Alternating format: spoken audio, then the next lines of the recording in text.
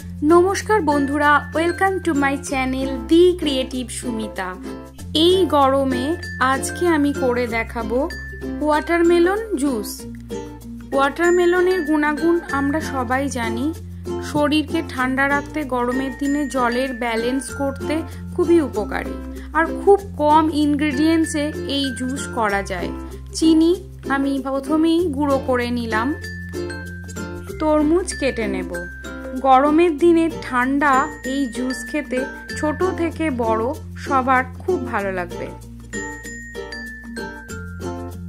তরমুজের কুচিগুলো যেহেতু আমি মিক্সিং গ্রাইন্ডারে পেস্ট করে নেব, তার জন্য আলাদা করে বীজ ছাড়ানোর প্রয়োজন পড়বে না।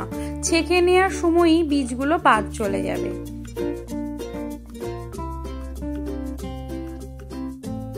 তরমুজ টুকরো করে নিয়ে মিক্সিং জারে দিয়ে দেব এবং পেস্ট করে নেব।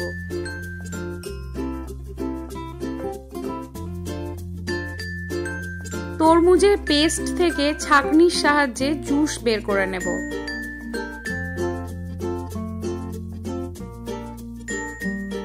গরমের দিনে তরমুজ সবার খুব ফেভারিট।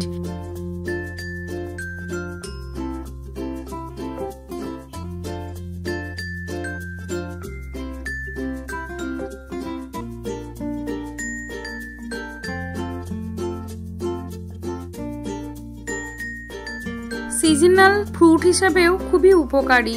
গরমের দিনে আমাদের জলের ব্যালেন্স করার সাথে সাথে এর অনেক উপকারিতা আছে। আমি আগের ভিডিওতে সেগুলি শেয়ার করেছি। আজকে আমি করে দেখাচ্ছি জুস। ছেঁকে রাখা জুসের মধ্যে 2 চামচ চিনি দিয়ে দিলাম। চিনি আপনারা আপনাদের স্বাদ মতো দেবেন। কেউ একটু মিষ্টি বেশি খায়, কেউ কম খায়, তাই চিনিটা স্বাদ মতো দেওয়াই ভালো।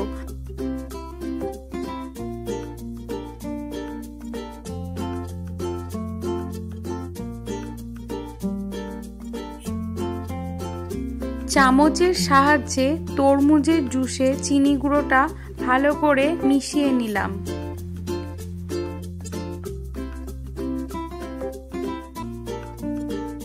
এবার ওই জুসের মধ্যে দিয়ে দেব 1/4 চামচ বিট লবণ। এতে তরমুজের জুসটা খেতে একটা অন্য স্বাদ আসে, খুব ভালো লাগে।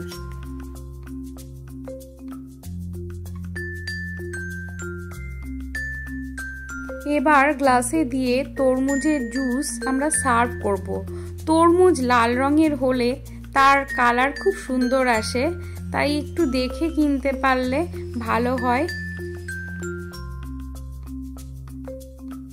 তরমুজের জুসের এই রেসিপিটা যদি আপনাদের ভালো লাগে, তবে নতুন বন্ধুরা আমার চ্যানেলটিকে সাবস্ক্রাইব করে দেবেন।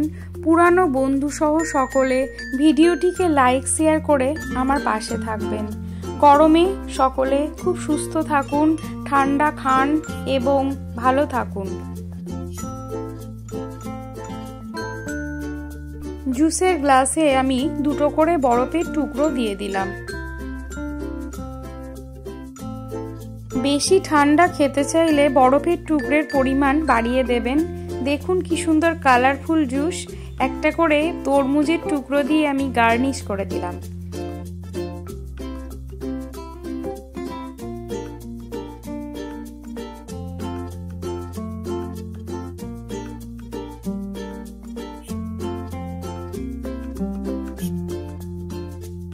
ভিডিওটি শেষ পর্যন্ত দেখার জন্য অসংখ্য ধন্যবাদ।